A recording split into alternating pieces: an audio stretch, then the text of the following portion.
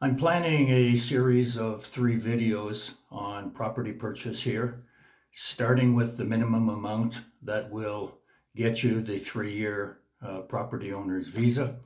And I want to do number 1 today. They won't be in sequence, but I'll have the other 2 probably over the next 7 days, perhaps 10 days. My name is William Hutchison. I'm the owner of Armenia Columbia Realty for Expats and Salento Columbia Realty, along with my wife. Today I want to start off with the minimum that you can buy here and still get the 3-year visa. It's very important that you understand the concept, because if you're looking at a property of perhaps $85,000 or $90,000 in US funds, by going a little over 100, you can apply for the visa. Anything under that, you won't get the visa, so you'll have to come in as either a pensioner or maybe some kind of an investor. There's not much of an alternative. You could get a marriage visa if your wife was Colombian, but I think the best visa to have for someone coming here now is the property owner's visa. That's for 3 years, can be renewed for 2 more, and then at 5 years, as long as you own the property, you can get residency. I want to caution you about one thing. You can spend $40,000, $50,000, $60,000 US and buy something out in the boonies. And that's entirely okay. It's entirely your choice. There's 2 things that would concern me about that. The first is the convenience. How far is it to medical? A good doctor, perhaps you come down with a serious illness, perhaps you already see a cardiologist. Dental care, in a little town there might be one dentist, so you have no choice. Shopping isn't as convenient as it is in a larger place. Services may be spotty. Maybe the internet is not reliable. The quality of the water, perhaps. All of those sorts of things I think you should consider. The bigger thing, though, is when it comes time to sell, who are you going to sell it to? And if you're an expat and that's the lifestyle you want, that's okay. But how many expats want to live in that kind of a location? I don't think very many do. We're going to start here. I'm not going to get into the descriptions and my opinion of these places. I'm going to keep the video short today. I'll attach the links down at the bottom. There's 2 condominiums and a townhouse. Now, when spending this amount of money, just over $100,000, there's not a lot of opportunity for townhouse. You're pretty much restricted to condos, but there is the odd one that pops up. 2 of these are in the north of town. One is on Carrera 19, a good area.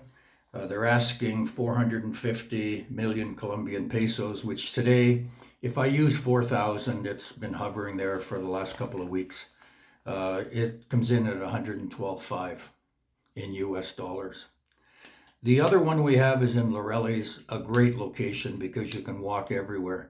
19 is okay. There's good shopping close, but the major mall is maybe 6 or 7 blocks, where in Laureles, most of Laureles, the major mall is at the most 3 blocks.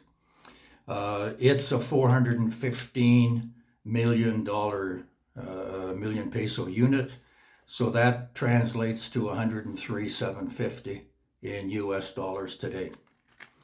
Both of these are good value. The one thing I should tell you, in case you're looking yourself, the minimum for the visa is 350 times the minimum monthly wage in Colombia. And right now that minimum monthly wage is $1,160,000 pesos. If you take 350 times that and divide it by 4, you'll get close to what it's going to cost in US dollars. The last one is a townhouse. It's in the south part of town, and the south part of town is not the best place to be living, but I know this development. I've shown homes in there, and it's kind of stuck between the lower barrios in Armenia and the airport. This is a closed, gated community. The townhouses are large. There's a pool. I would have no hesitation myself in living there, even though it is the south end. Shopping isn't as good, and you pretty much need a car. It's not a long distance back to town, but there's no real shopping mall in the south end of town, so you'd be going north, still only maybe $3 in a taxi. But this townhouse is 450 million. Again, it comes back to the 112.5, the same price as the first condominium.